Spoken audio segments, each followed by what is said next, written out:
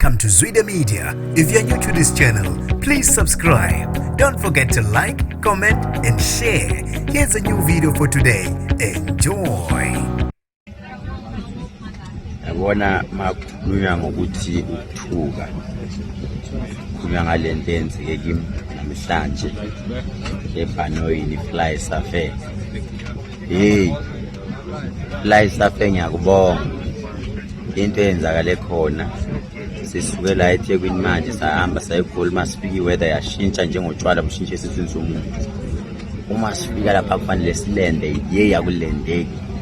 Athi sibane kulenda kulendeki lasho kwisiginqe ebhanoyi lasho kwisiginqa. What I'm saying is not a joke. Lasho kwisiginqe ebhanoyi labuyela la yale phezulu emoyeni sakhala sonke kodwa mina ngikhalanga. Okokuqala ngikhalanga lalela. Uyele emva lathi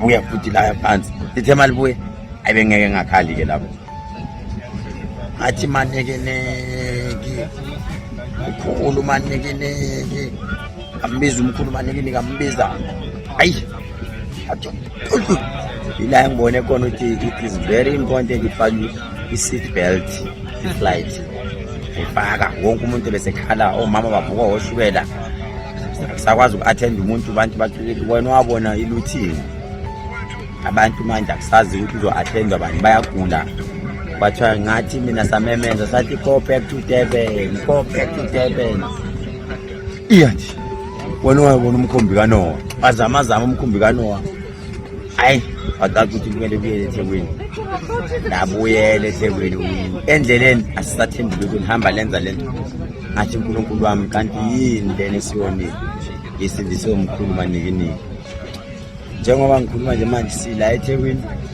into engiyibonile engenzakala njengamanje ngiyabacela phezulu emoyeni ngithi okunganani ngehliseni mina sengi-right abafuni ngivele ngayenza iplan engcono ngathi angivele ngikhumule isifonyo ngoba isifonyo afuna uhlale usifakile asikhumule ngoba bengithi bazoma-ke bathi wena because awufuna ukulandela ama-regulations e-COVID phuma hayi thema ngisikhumula bathi gqoka isifonyo ngathi angeke ngiyenze lento I won't do that gqoka isifonyo ngathi I won't hayi bathi besuke vele baphuma kimi ngoba vele belishaya amabhampa anzima nabo bengasakwazi ukukhuluma nami baphuma kimi sometimes nami ngaphuma kubo kumanje ngisifakile bangijoyina abaningi nabo abasifakile silinde ukuthi sitry futhi ngoba seliphelela na upetrol uphelile manje sicishe sashona sibonge nje ngoba bekunami bengingekho ebhanoyini bebezoshona labantu